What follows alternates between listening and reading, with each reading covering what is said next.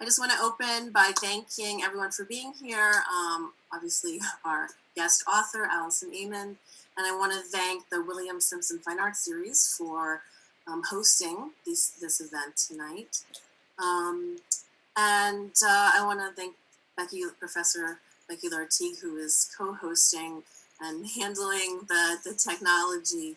I want to thank her in particular. And just a reminder, there's a lot going on with the William Simpson Fine Arts Series this semester.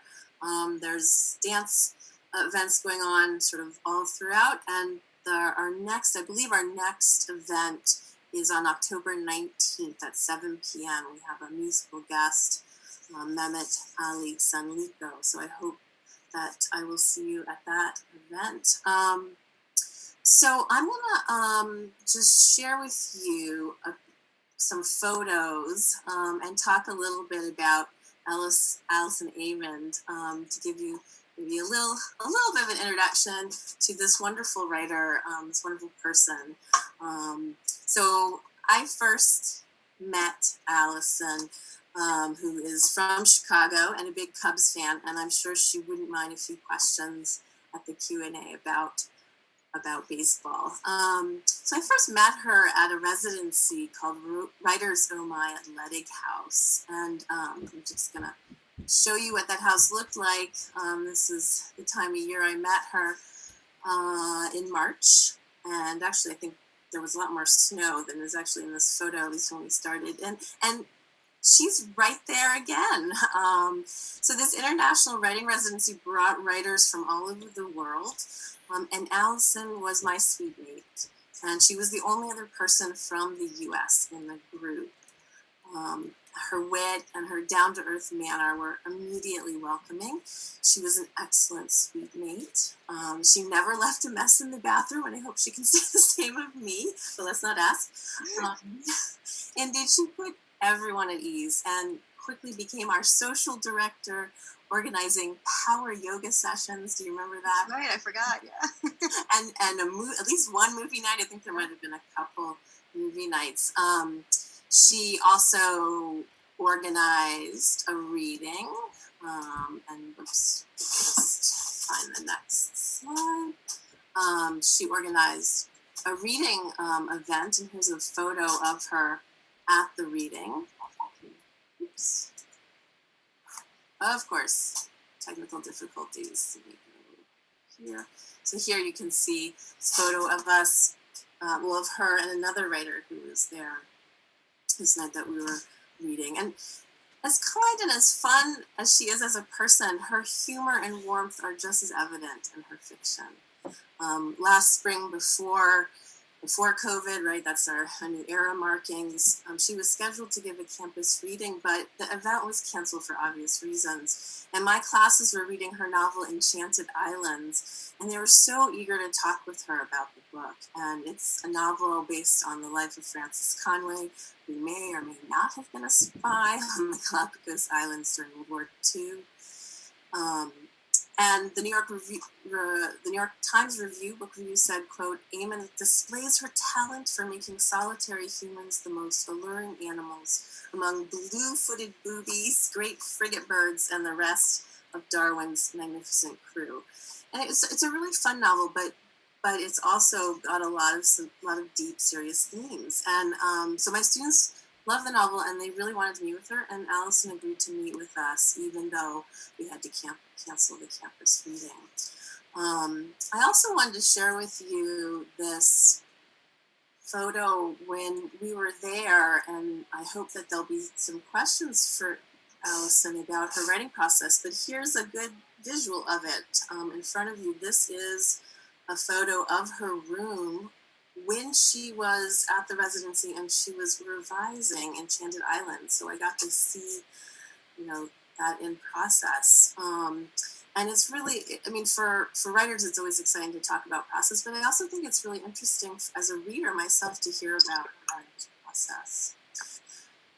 So I'm just really thrilled that she's agreed to come back this semester for a reading for our college community and beyond. And this semester, my students in Intro to Lit Studies and in my fiction workshop have been reading Amond's short stories, Things That Pass for Love. And in these stories, we meet characters looking for human companionship, sometimes almost too vulnerable for their own good, and sometimes transgressing and upsetting social norms. And just to give you a little hint of the story collection, in hopes that if you haven't read it, you'll also seek it out.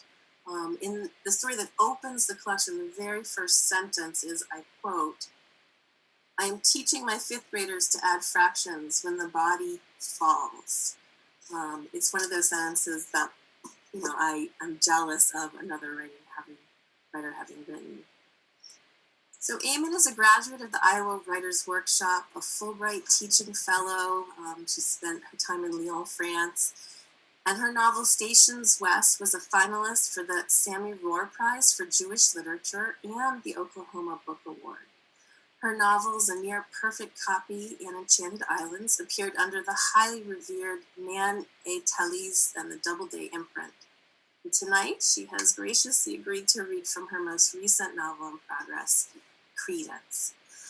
So I'm going to stop sharing, and I encourage everyone to go to that little view in the top right-hand corner of your screen and click on speaker view. So then,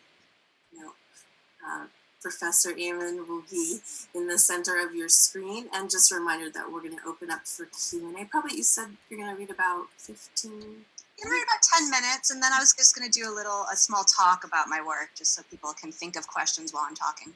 Excellent. Yeah, so please join me in welcoming Allison Eamon.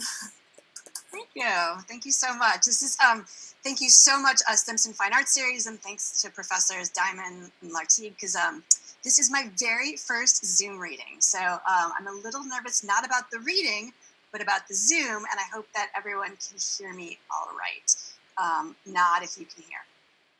Great. Okay.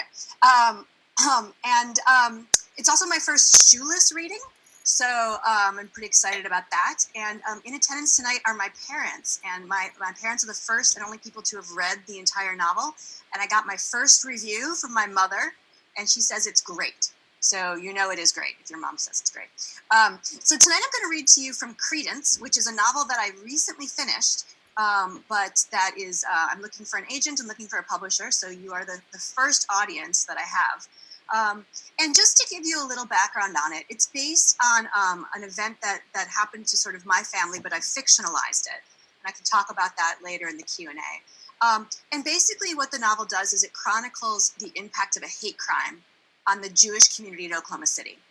In the book, we follow the victims and the perpetrator as they're dealing with their religion, their community, and pretty much their place in America. What you need to know for this reading is the novel opens with Noah Clam. It's a woman. The name Noah is a female name in Hebrew. And she lives in Oklahoma City, but she's never felt completely at ease there. She's from Chicago, but she lives in Oklahoma City. She works for the Center for Jewish Learning, which is a Jewish cultural center and think tank. It's invented. Her direct boss, Jerry, has been out of the office for a while after having a heart attack. And in his absence, Noah has conceived of the sculpture for the front lawn of the Center for Jewish Learning. And this section that I'm about to read opens at a press conference in which they're going to unveil the design to the public. So what you need to know for this section is that the main character is Noah, her boss is Jerry, and the head of the organization is named Candy. So Noah's boss is Jerry and Jerry's boss is Candy. The only other people that you need to know is Noah's husband is Ben, and Ben's stepfather is Glenn. So Ben and Glenn are family members, and Jerry and Candy are her colleagues. Okay. This is from Credence. Ready? Candy asked. Why does everyone keep asking me that? Noah said. Because you look like you're going to be sick, Candy smiled. Noah felt like she was going to be sick. She was clammy, especially under her arms. She went to the bathroom to check if she smelled or if her shirt had pit stains, but she looked fine.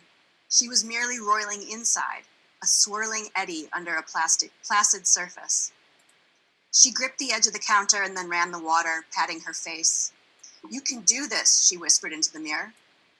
In every other part of her life, she was a strong, ambitious, driven woman, but public speaking reduced her to childhood. When she was in 5th grade, her school mounted a production of The Music Man. Participation was mandatory, but because Noah couldn't sing and was painfully shy, she was given only one line, as a paparazzi photographer in a crowd scene. One line, "I'd like to take your picture for the paper." She threw up in the classroom garbage can that afternoon, much to the derision of her classmates and the disapproval of her teacher. And that evening, in the debut and finale of her stage career, she flubbed her one line, "I'd like to take your paper for the picture."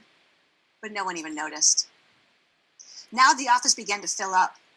Noah saw them all as though through a scrim. She went into her office and shut the blinds, pulled up a meditation app on her cell phone that had never worked for her. The plan was for Candy to speak first, introducing the organization, and then Noah would talk a bit about the art and the artist. After playing his video greeting, Noah would pull the sheet off the model, placed strategically in the center of the tent so that the press could examine it. The model would then sit in the lobby until the actual sculpture was unveiled the following summer. She and Candy went to the tent. Reporters were starting to take their seats, and Noah waved at Ben and Glenn as though she were still that fifth grader in The Music Man. She smiled as Glenn took a picture with the point-and-shoot camera that he'd bought to go on safari several years before. Ben pointed out that his cell phone camera had more pixels, but Glenn was undaunted. Noah would receive a virtual photo album in her inbox within a week, with captions and effects, one photo dissolving into the next, several with old-fashioned photo corners holding them to the webpage. At 9:45, Jerry still hadn't arrived, and Noah nursed the faint hope that perhaps he wouldn't come. But there he was, in his stylish camel overcoat, shiny wingtips peeking beneath his cuffed suit pants. At 10 on the nose, the lieutenant governor arrived in an SUV. Noah shook his hand. She'd met him once before at a business leaders event, but he wouldn't remember. Sure enough, he looked at her with a blank politician's stare, giving away nothing behind his eyes. After a few minutes, Candy looked at her watch, 10:10. She deemed it time to start. Noah sat carefully on the stage, looking out at a crowd of about 70. A gaggle of journalists were taking photos with their long lenses, the machines still programmed to click, though no actual shutters were snapping. Candy tapped the microphone a couple of times. Ladies and gentlemen, on behalf of the Center for Jewish Learning, I'd like to thank you for your attendance and support here today. Noah tried to decide what expression she should wear. Her face had a tendency to settle into a frown. But neither did she want to smile as though she were running for office. Next to her, Jerry crossed his ankle over his knee, encroaching on Noah's space and forcing her to turn her body to the side to accommodate him. From the center's beginnings as an office in the basement of NOCC's Languages and Literature building, we've grown to an influential nonprofit with our own dedicated campus and an annual budget of $12 million. The crowd applauded politely. Noah recognized local celebrity reporter Patty Podesta sitting in the second row. What was she doing here? This was hardly likely to be the lead-off news story tonight at 6. Indeed, she looked bored, typing on her cell phone and dangling a high heel off her toe. Candy gave her typical spiel about the center's mission as a think tank and cultural center, which everyone in the self-selecting audience probably already knew. She then mentioned, for the upteenth time, that she was a third-generation Okie. But you're here to see the main attraction, she said. Presenting our first acquisition of public art is the Assistant Director of Acquisitions, Noah Clam. There was applause. Noah stood up. So did Jerry. He got to the microphone first. Actually, I'm Jerry Brownstein, head of acquisitions. I've been with the center for over 20 years now. Noah had no choice but to sit down. Candy shrugged her shoulders in apology. It's always been our mission to engage the wider community, and I'm pleased to say that's what the Peace Hand sculpture does. When we conceived of the concept, Noah was livid. We? Jerry had been out of the office with his cardiac event. It was entirely Noah's idea. I'd like to give thanks to my assistant, Noah Clam, without whom this project wouldn't be possible. Noah was not his assistant. She was the Assistant Director of Acquisitions, but she was not Jerry's assistant. She fumed. She didn't want to be the center of attention, but she certainly wanted credit for her achievements. Only then did Jerry cede the mic. Noah stood up and smoothed her pants. She forced herself to smile at Jerry, who was beaming at her. No doubt he actually believed he was in the right. She stood at the podium. Her speech was now redundant. She'd have to edit it on the fly. When I first approached Juha Farash last spring, I assumed he wouldn't even write me back. The fact that he was interested in the commission goes to show how important our mission is here. Her voice quavered. I'd like to take your paper for the picture. A windowless white van pulled up at the curb. Its door opened and 10 or 12 men emerged, blinking in the sunlight. Some held onto sticks, too far away for Noah to read. While she recited her speech, they assembled just off the grass on the sidewalk. A few people turned around to look. Noah stumbled over her notes. They dressed like the floor workers at Best Buy, in khakis and jeans with button-down polo shirts and trucker hats. They stood erect, legs akimbo. Those who weren't holding signs folded their hands in front of them, human letter A's. Noah repeated herself. I'd like especially to thank Duha Farash, whose vision gave us the project the emphasis. Noah was interrupted by the sound of singing. The men were chanting softly in the back. Noah couldn't hear their words. Security moved closer to them. Noah's hands went clammy and her heart began to beat faster, so loud she was sure the microphone was picking it up and broadcasting it. She stood frozen as the security guards stepped in front of the men. They were standing on the sidewalk just outside the private property. Now she could read their signs. His kingdom shall not be destroyed. America, founded by Christians. Don't tread on me. Christian rights equals human rights. Now they were singing, We Have a Home in Jesus, in a dirge that was getting louder with every step. Seeing Noah's paralysis, Candy moved forward and pulled the sheet off the sculpture model. The crowd clapped politely. At the sight of the sculpture, the men stopped their quiet chanting and began to shout, holding up their signs. A second van pulled up containing bigger men with tattoos, jackbooted and uniformed in vaguely military garb. They unfurled banners, X's on white backgrounds, Confederate flags, swastikas, a sort of pitchfork in the white circle that sat in the middle of a red Nazi flag. This wasn't a church group, Noah knew. This was a supremacy group. Noah couldn't move, her fear moving upwards through her body like she was being squeezed by a boa constrictor, cutting off the air. The men marched on the sidewalk in a slow oval, a snail parade. Their chant changed, resolved into words that Noah understood. Jews out, Americans in. Jews out, Americans win. Though they were making no aggressive moves, Noah wanted to flee, the terror in her belly simultaneously pushing her forward and locking her knees in place. Everyone was on their feet now, peering anxiously from marchers to people on stage. The lieutenant governor looked stricken, a non-politician horror and confusion on his face. Security tried to stop the marchers by standing in front of one of them. Assault, the marcher screamed, veins straining in his neck. He's assaulting me! The rent-a-cop immediately stepped back. Candy pulled out her phone to call the police. Noah caught Ben's eye. He looked scared for her, and he gestured for her to come down off the makeshift stage. As Noah made her way toward him, she heard Candy say, Let's go inside for the reception, everyone. Reporter Patty Podesta directed her camera crew to film the marchers. Then Patty herself thrust her microphone into Noah's face. What do you have to say in response to those who consider this statue anti-Christian? Later, Noah would see herself on the news and be mortified at her dumbfounded expression. She looked as though she'd just woken up from a deep sleep, her eyes too open and blinking. There's absolutely nothing about this statue that's anti-Christian, Noah said. It's a celebration of multi-faith cooperation and a denominationless piece of public art. And anyone who objects to that isn't... Many words suggested themselves.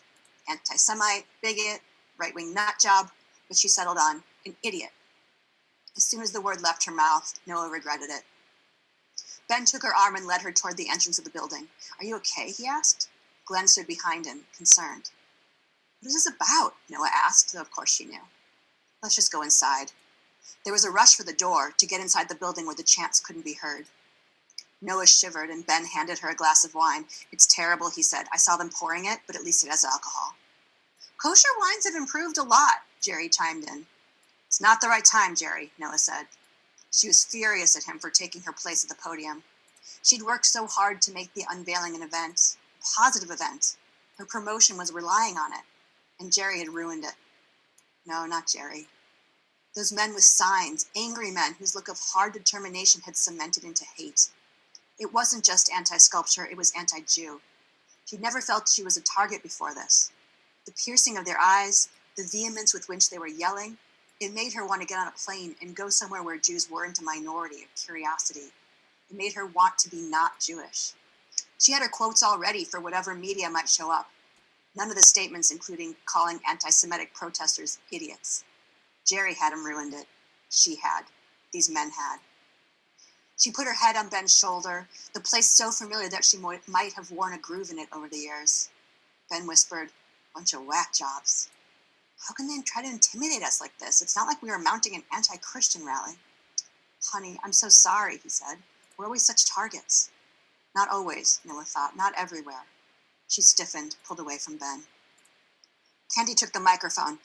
"Well," she said, "that was not what I meant when I said I was hoping the sculpture would draw attention to our organization." The attempt at levity fell flat. "The police are on their way." As if on cue, a squad car pulled up and 2 cops got out. Everyone watched as though through the glass as the cop spoke to the man in charge of the marchers. He held a clipboard like a high school basketball coach, which he read from as he spoke to the police. When he was done, the cop shook his head and started toward the building. The other policeman stood off to the side, watching the slow-moving circle. Hattie Podesta stayed outside with her camera crew.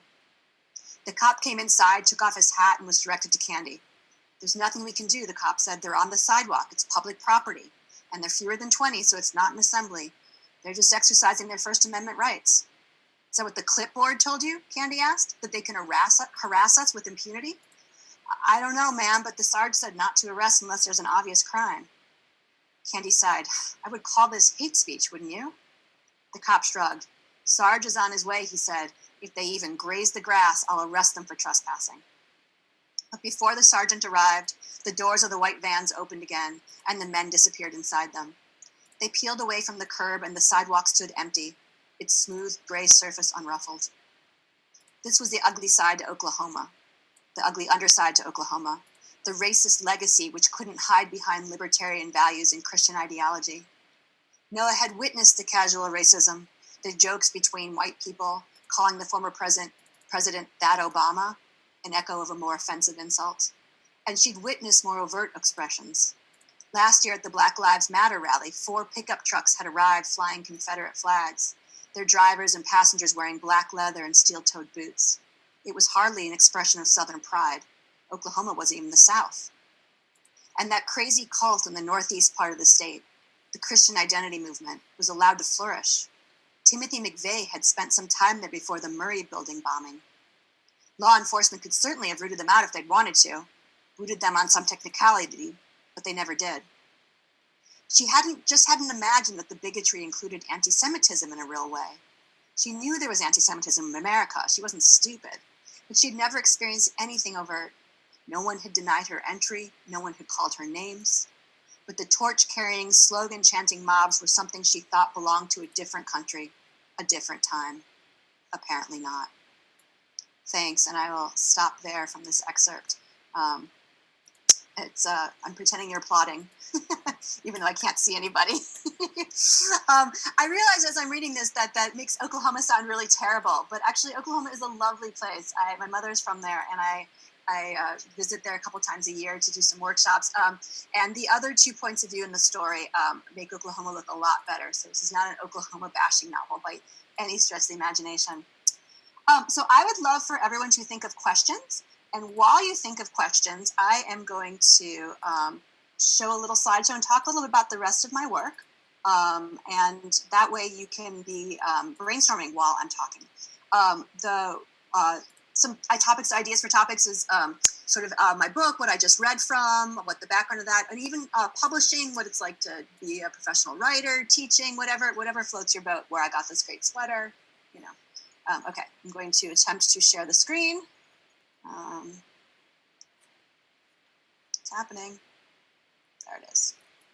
Share. Ta-da! Can you see? Nod if you can see. Okay, this is what I look like when I've been photoshopped, so just pretend like I look like that. All right, so the first 3 books are on this slide. The 4th one didn't fit, so it's on a different slide. I'm really, really bad at PowerPoint, and I meant to use quarantine to get better at it, but then I just didn't bother. So on the left, you'll see Things That Pass for Love, which was my short story collection, which was published by an independent press. In the middle is Stations West, which is a novel, and that was published by Louisiana State University Press. And on the right is A Nearly Perfect Copy, and that book was published in 2013 by Nan Talese Doubleday, a sort of big 5 press. So I've had 3 different publication experiences, which is great. And I would say my motto for publishing is this quote by my friend Kat Meads, and she's she's adapted it from other places, but yeah, the quote is, "I did the research, but then for the story's sake, I mucked and fudged." And I really love the way she put that, because it sounds like a dirty phrase, but it's not. But it's true. You have to put in the research. You have to do the work, but then you have to let it go to write the story. So that's sort of my writing philosophy. So just talking a little bit about Stations West, it's based loosely, very, very, very loosely, on my ancestors from Oklahoma. It takes place in Oklahoma. It's about 3 generations of men, starting in about 1890s. And this is a picture of my great-grandfather's dry goods store in actually in Texas, over the Texas border. But that was sort of my inspiration for that book. So it's historical fiction. The next book is A Nearly Perfect Copy, and it's about art forgery and human cloning.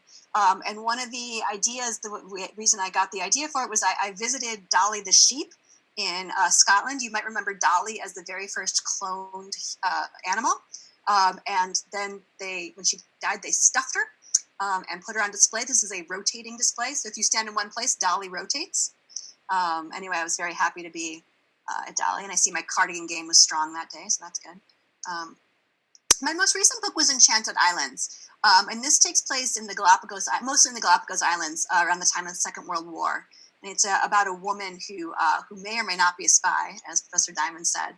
What was great about this was I got to go to the Galapagos Islands to do research. This is where the Galapagos Islands are. And so I highly recommend setting books and stories in places you want to visit, because you often will end up going there, and it should be a good place. And as we talked about, this is based very loosely on Francis and Ainsley Conway, and these are real people, and I sort of took their story and then I ran with it. But here's what they look like. And just to sort of finish it off, I wanted to show you this. Oops. Let me try to press play here. Okay, so when I was in the Galapagos, I was involved in this high-speed tortoise chase. So as you can see, my life is in terrible danger here.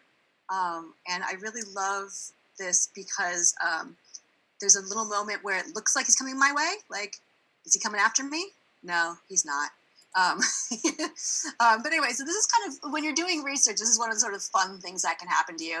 And in this case, I had met up with a group of French tourists and went with them to this tortoise reserve where they're growing tortoises. So it continues in this vein, although he does come closer to me. I think I'll fast forward just to like ruin the suspense. Here he comes. Here he comes. I think that's cheating to fast forward. It's like a minute and a half. There we go. I'll watch this is the exciting denouement right here. And then I walked away because they're an endangered species. So yeah, so that's my tortoise adventure. And then I wanted to show, since Professor Diamond showed that picture of me working on my last novel, I wanted to show you this picture of working on the novel that I just finished, Credence. And this is my crazy lady wall. And you can see I had 3 protagonists. They each got different colors of Post-it notes, because when I'm stuck, I go buy school supplies. In order to make the structure work, I put it on the wall, which was great, except for it turns out that when you take Post-it notes off the wall, they remove the paint. And I was at a friend's house, and they had to repaint the walls. It was rather unfortunate. But I got the novel done, and the structure I feel good about. And as I said, the novel is sort of ripped from the headlines. So I will stop sharing my screen. And I hope everyone used that dangerous tortoise attack to think of excellent questions, and I will be happy to entertain them. Great, thank you, Allison. So if folks want to either type your question in the chat, or if you want to just type, that you have a question, I'll call on you.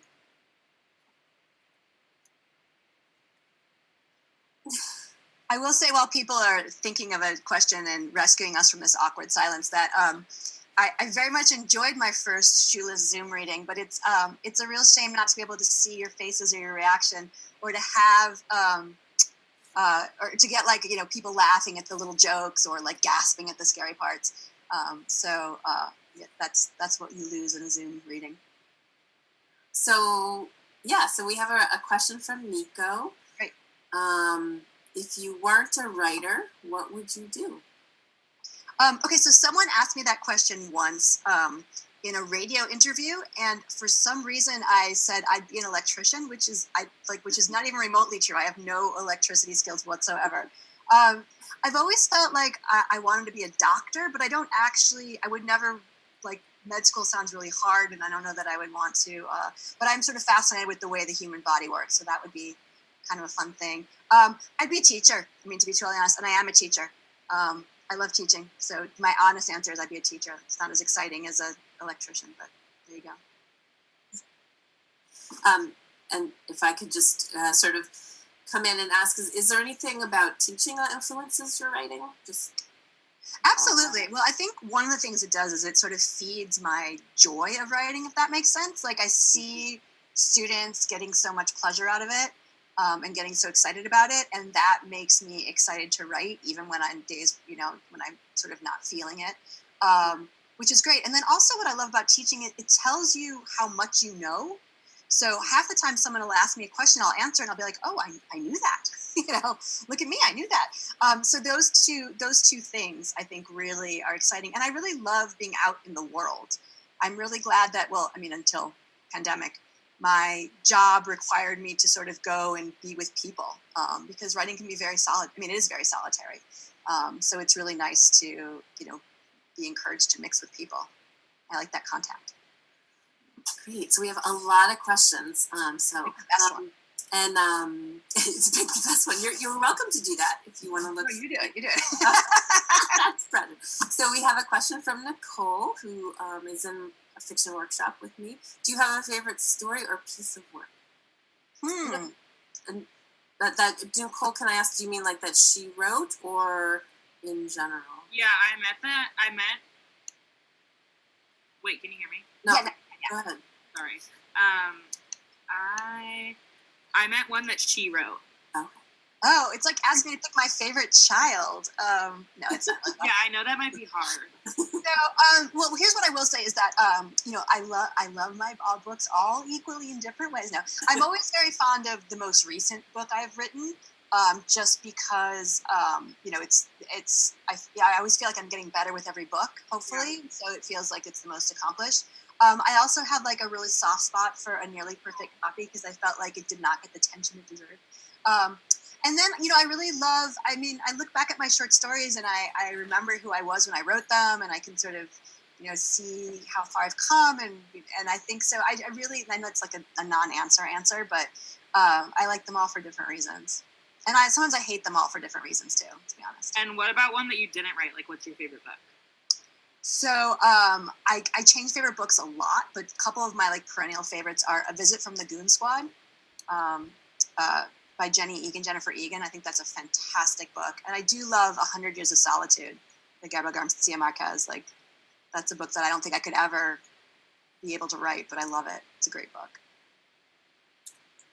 Thank you. Well, thank you, Nicole, for that question. So we have several questions, and I hope it's okay and people can sort of chime in if not, but maybe we can kind of make that into one question. But we have several questions about where your ideas come from, and you have talked a little bit about that, and I don't know if you can expand on, what gives you inspiration, or where do your ideas for the novels come from, or the stories? Yeah, that's a good, thank you. It's actually a really good question. Sometimes when people ask me that at parties, I give a smart aleck answer, which is like, oh, there's an idea store in New York City on 42nd and 1st, and you go, it's 5 ideas for $1. And then I realized that I kind of wish that were true, because I would just go buy ideas. But I think that inspiration comes for me often from something I'm trying to figure out in my own life. And, the piece I just read obviously was about sort of, increasingly xenophobic, anti-Semitic, and against, people of color, these marches we're seeing, this violence we're seeing. And it's something I'm trying to figure out in my own brain, what makes people hate, and, what's our place in America. And I'm approaching that from a Jewish perspective, because that is sort of my background. I don't want to appropriate anyone else's story, but I'm hoping that it's universal in the sense that I think that's a thing we all need to be figuring out in this country right now. Sort of where does this hate come from, and how do we, eradicate it? Oh, you're all right. I unmute myself. Thanks. I'm wondering too if I can take the opportunity to just ask a little bit about in what you read. right, you portray the media through this journalist, and then we also have law enforcement, the rent a cop, and right, and these are there's lots of conversation right now about how journalism and media is portraying what's going on, and then obviously the role of law enforcement. And anyway, I'm just thinking, can you talk a little bit about your decisions around in that particular scene portraying this? Yeah, well, that scene is from the point of view of Noah, right? So she's and it's in third person, but it's in a very close third person. So we're getting her reactions to it, right? And a different part of the book is actually from one of the marchers, one of the protesters, and he has a sort of very different interpretation of that scene. And it's always very important to me with whatever I'm writing that I really deeply imagine all of the characters. So the reporter and the cop are not, they never, well, the reporter appears again, but sort of in a reporter way. But it's important to me that they not be like stereotypical cardboard villains or cardboard, like nosy reporters, that they have motivation for what they're doing. And so that is sort of, that's one of the things I'm trying to, explore. And I'm always really careful to center any sort of, I'm not trying to like make a point about anything. I feel like it's really literature's job to shine a light on issues and let readers and people sort of puzzle them out for themselves. I never write with a moral or a lecture involved. But I do want to shine that light on these issues. Hopefully get people to, I'm sure everyone's thinking about them already anyway, but maybe it spurs them to think about it in a different way. Thank you. So then there's some questions about process, but before that, we have at least one question about how did you decide to become a writer? Like, what made you a writer? I've always wanted to be a writer ever since I was a kid. And my parents are watching this reading, but they forced me to learn piano. I have no musical talent whatsoever, and I would take my piano books and I would turn them into where I was supposed to be like practicing music, and I would turn them into stories, thinking that two things. First of all, story was way more fun than practicing piano. And also that like maybe if I filled up the book, I could be excused from the piano practicing. Didn't work. But I always sort of wanted to be a writer. And I was really, really lucky in that I was encouraged by both my parents and my educators to really pursue that. And I never really thought it could be a career. And I have to say that financially it is not actually a career for me, but it is, but it definitely is. It's definitely a career for me now. And that was sort of wonderful to discover that would be a possibility. And I think the biggest reason that came about, one of the biggest reasons it came out, is just sheer perseverance. When everyone said no, I said, but what about, or I'd go different ways. So, I mean, you get a lot of rejection as a writer. I mean, it's like 95% rejection. So it's the sort of stubbornness to, keep going even when doors get slammed in your face. So that was sort of, am I making writing sound so wonderful? It's solitary and it's rejection. But, back me up here. Yeah. But the rewards are immense. So yeah, I think there are a lot of folks interested in your process. And so maybe we could start with this question from Tyler about your pre-writing routine. Do you have something you do before you actually write? So I find it difficult to sit down and write. And there are always like really pressing tasks to do beforehand, like alphabetizing my sock drawer, and other sort of things that don't really exist. But I always talk about my pre-writing process is like, how the dog circles the bed 3 times before he sits down? That's sort of me. Like I get the coffee, I go to the bathroom, I come back and have more coffee, I clear my inbox, I make the bed, like this. And then like I'm sort of sneaking up on writing, and then I will sit down and write. And when I'm in a drafting phase, which I am right now, I'm working on something new. I have a word quota because otherwise I'll like write one sentence and just wander away, So I have my word quota, and right now it's 1,000 words, which is, pretty modest. It's not nothing, but it's, you can bang it out. And if I do it in 45 minutes, then I'm done drafting for the day. And if it takes me 6 hours, then I'm there for 6 hours. So that's a little bit of my process in terms of when I'm drafting. When I'm editing, I have more stamina.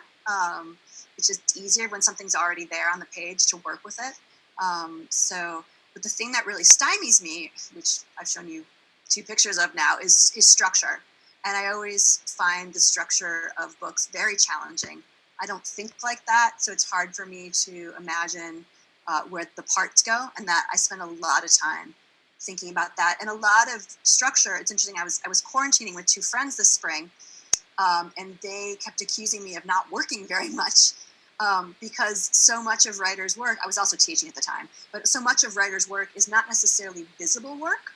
So I spent a lot of time like doing laps around the backyard, thinking about stuff. I did a puzzle, right? Like it doesn't look like work, but like I'm like figuring out structure while I'm doing those things.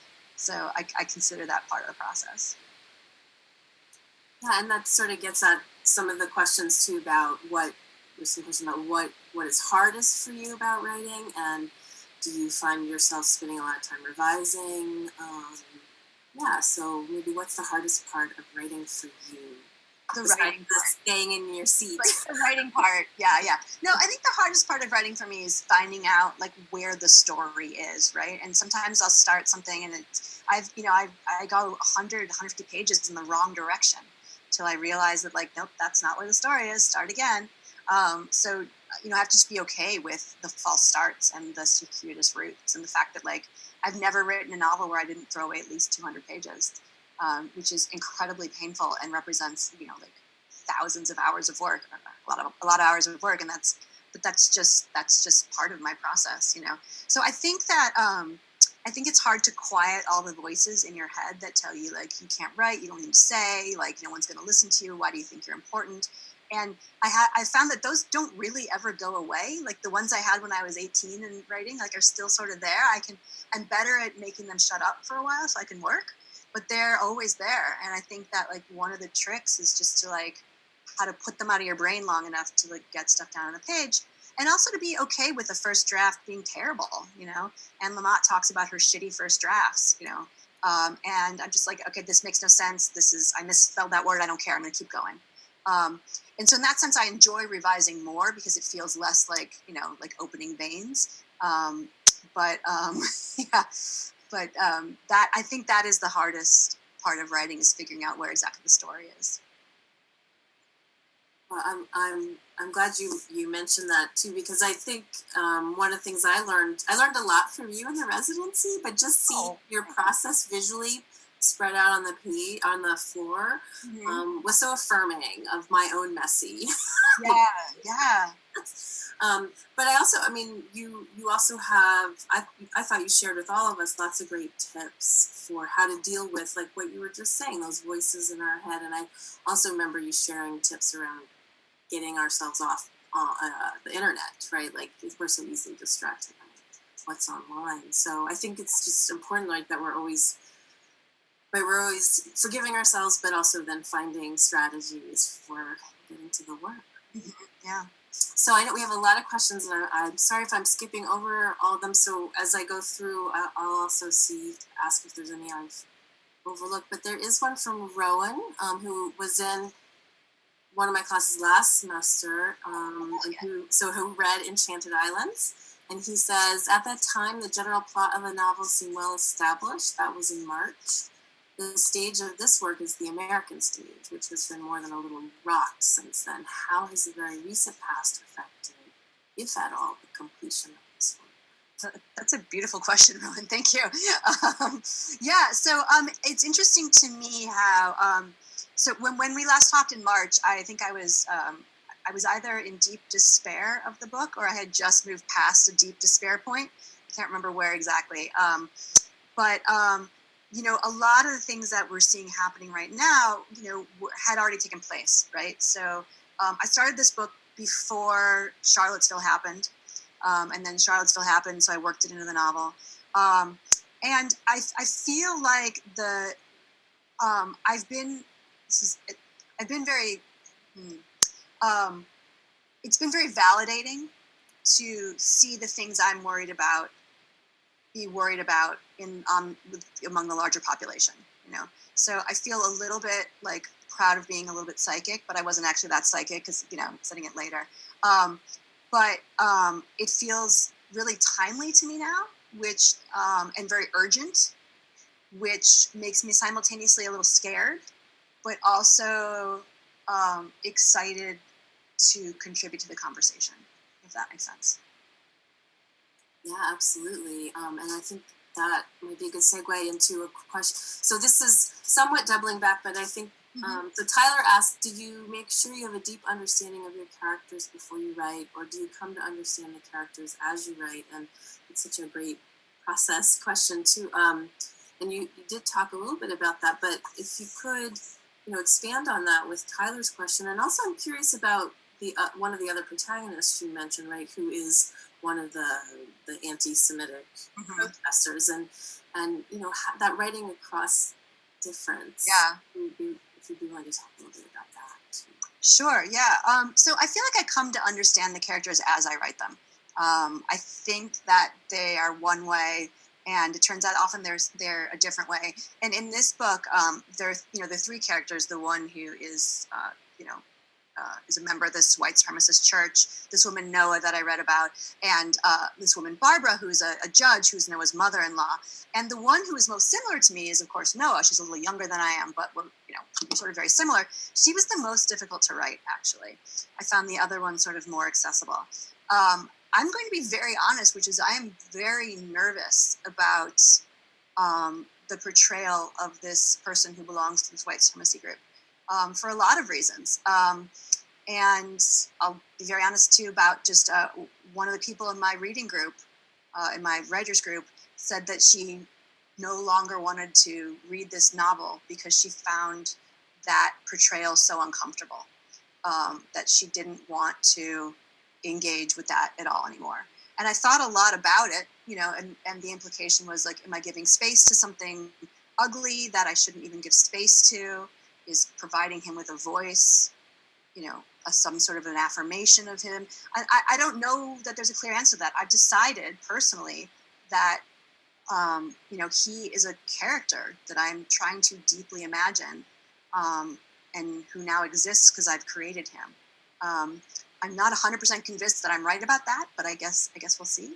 And I probably shouldn't be quite so honest in the Q&A, but there are, these are, you're all emerging writers and stuff. So I think it's important to be honest about, there's a real question now, how do you write across difference? And I've always felt that we should be able to write about whatever we want, whoever we want. The question is, are you deeply imagining that person? Are you pulling it off, right? And so we'll see if that is the case. Thank you for that very thoughtful answer. And I think, you said earlier about the fiction writer's job is to shine a light on the issues, right? And let the reader decide. So, it strikes me that maybe your discomfort too is about how crucial this story is, right? Because it is so topical. And our president, Mary Beth Cooper, is here, and she notes in the comments, I'm intrigued by how relevant some of your content is that difficult to keep it current, right? Because it is so connected to everything. So yes, it is difficult to keep it current, especially because I've been working on this book for about 5 years. And so every time I go back and do a major rewrite, I have to add the things that have happened recently. So I want to make it sure that it's sort of timeless in the sense that like the presidency is never mentioned. So we know that it's a sort of post-Obama era, but there's no sort of discussion of politics. I'm not interested in weighing in on politics. I'm interested in individual people.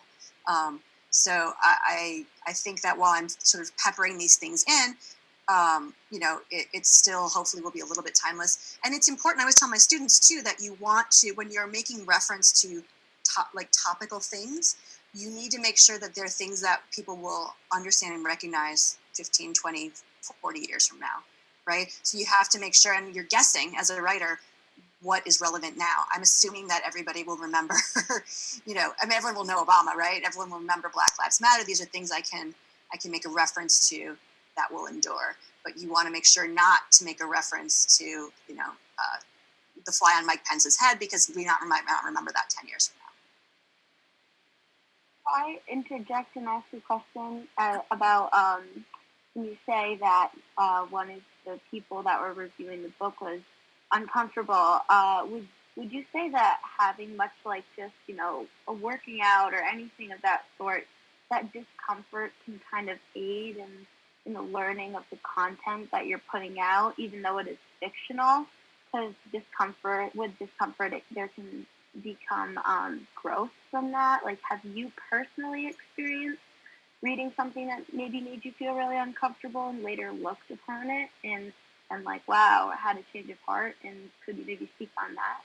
Yeah, thank you. That's a really nice question. Yeah, I mean, I'm not sure I can point to anything that like sort of turned my thinking around, but I think that, one of the things that's coming out of this sort of, sort of reckoning period we're going through now is like being okay with being uncomfortable, that like recognizing that discomfort, leads to growth, hopefully, right? And like being okay with being uncomfortable, or, so I agree with you that, and I also think that too, like that not every book is for every person, right? Like, so, and there's certainly books that I read that I'm like, I'm not interested in this, people, or I don't want to read about this, or, and I think that's okay too.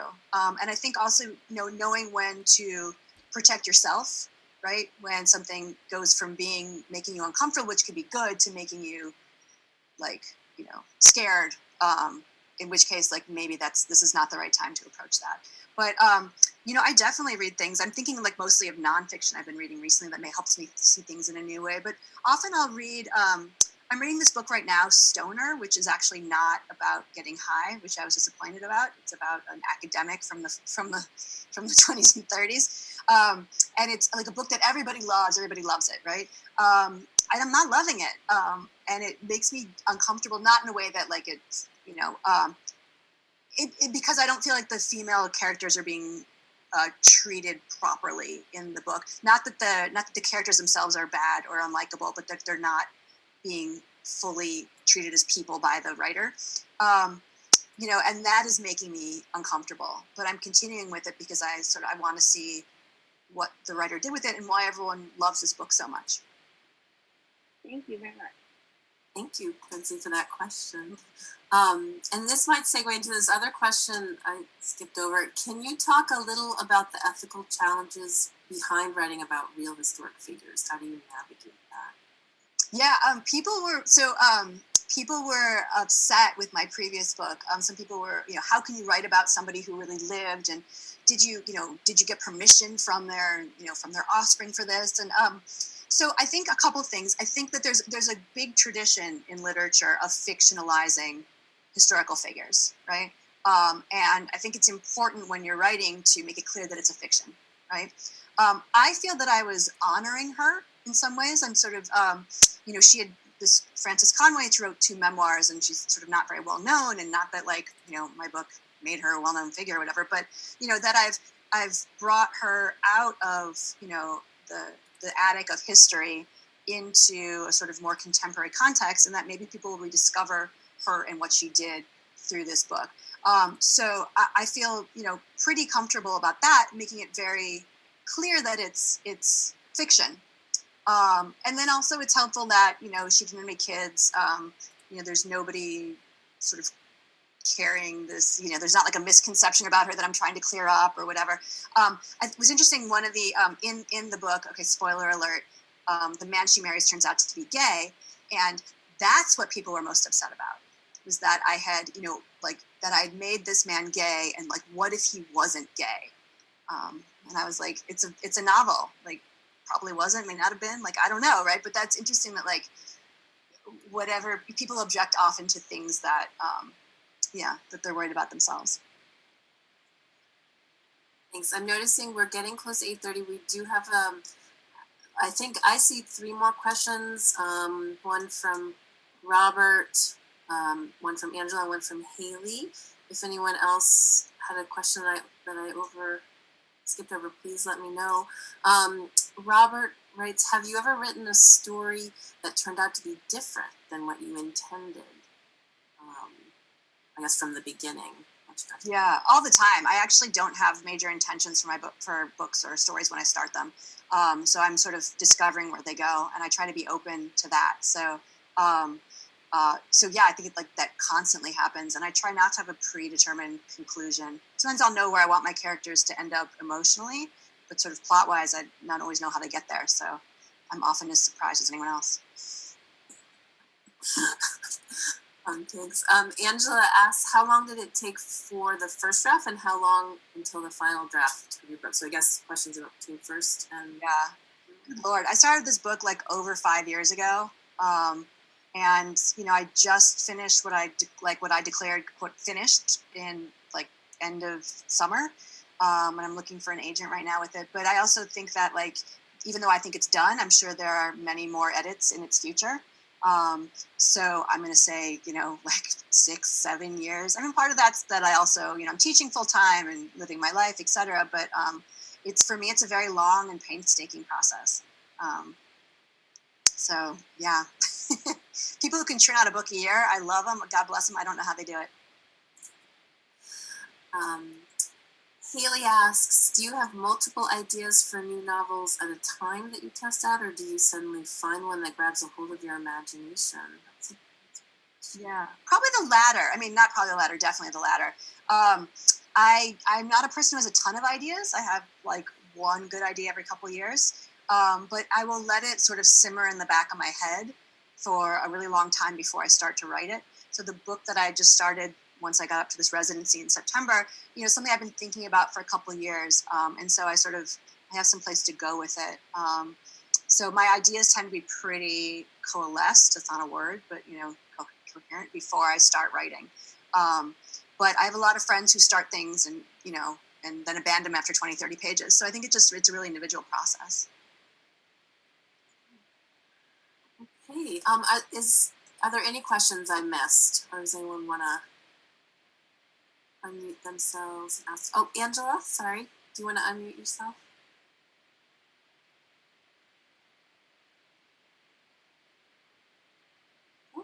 Suspense. Am I unmuted now? There you are. There you are. Hi. Great reading. Great putting us right there amongst the chaos and confusion and fear that was going on. I have a question about, you said that each of your books you kind of published in different ways. Mm-hmm. And, I noticed on your website that you had a publicist at one point and a foreign rights agent. What did they do for you, and what books did you, pursue with them? How did you meet them? And, what did they do for you? Yeah, not a whole heck of a lot, to be totally honest. I've never sold any foreign rights. So if you know any publishers who are interested in acquiring the rights, they're available. So the publicist came through my publisher, right? So the first two books, the indie press book and the university press book, they're run on shoestring budgets, right? So I was a publicist, and the editor also helped publicize it. And I think we did the best that we possibly could. I put myself on a book tour where I got in the car and drove all over the country. So I think that was really, really great.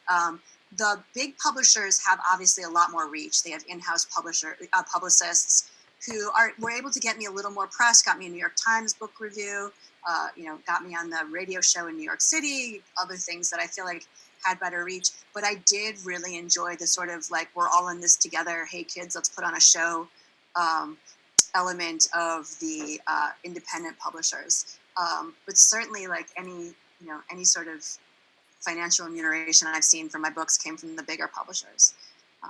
So you can hire publicists, people do. It's incredibly expensive and maybe worth it in some cases. I haven't ever had that. I've never had enough from an advance to sort of feel like it was justified. Now, this book that you read tonight, the excerpt that you read, that's unpublished work, and it's complete. It's a completed novel. Yes, I say, knowing that there might be revisions. But yes, I consider it complete, and I am looking for a new agent. And you can blame Professor Diamond, who very much encouraged me to read from work in progress, which I don't usually do. So, well, that was one of my questions. How did you feel about reading something that's unpublished? It's got to be kind of don't want to share it yet, but. Yeah, it's right now it's out looking for agents, and my mother's read it. So I feel pretty confident in it, but it is more nerve-wracking than reading from something that's published. Something published has that, first of all, the editor's been over it. It has that sort of stamp of approval, that like hardcover gives you some authority. So yeah, I will admit that it's a little more nerve-wracking. I also, I've read from my other books so often that the passages I read, I can like read, and while I'm reading, I can like put together a grocery list or whatever. And I'm not there with this book. This is my very first time reading from it at all. So, It was a great presentation, really. Oh, thank you. I practiced Yeah. all. It's very inspirational, so I really appreciate being able to tune into it. For Oh, it's sure. so nice of you to say. But yeah, How long is this book? it is about 99,000 words because I cut so that it would be under 100,000, which is about like 340, 330. I think it'll get shorter before it's published. And when you get an agent for a publisher, will you have control over, the cover, the size, the font, the pages? Nothing. You lose all of that, right? Yeah, the editors I've worked with have been kind enough to consult me on those things, and I think I've been really lucky. I love all my covers, which is great. But like most of them have presented me with like, here's your cover. I'd be like, oh, I have a suggestion. Like, no, this is your cover. So yeah, you relinquish all of that, and you have to sort of, in some ways, understand that like this is their business, and so like presumably they're pretty good at it. And ultimately, I don't care about the font really or the size. I'm happy it's being published. The cover I care about more. But again, I've been really lucky. I feel like they've come up with better covers than I would have done. So, but yeah, that's part of relinquishing the control. Well, congratulations on your 4th book and for a great presentation tonight. Thank you. That's so nice of you. Yeah. All right. Well, it's time to end. Unfortunately, fast time to end. Thank you so much, Allison, for your time and for reading. And I'm looking forward. Allison's going to be visiting 2 of my classes tomorrow, so we don't want to keep her, and we'll have a lot to talk about because there's a lot more. There was a lot tonight. So thank you so much. Those questions were really, really wonderful and amazing, which led me to give non-standard answers. So thank you. Yes, thank you to everyone who came and those questions. And yeah, Have a care. good night. Be safe. Thank Vote. you. Don't forget to vote. Yes.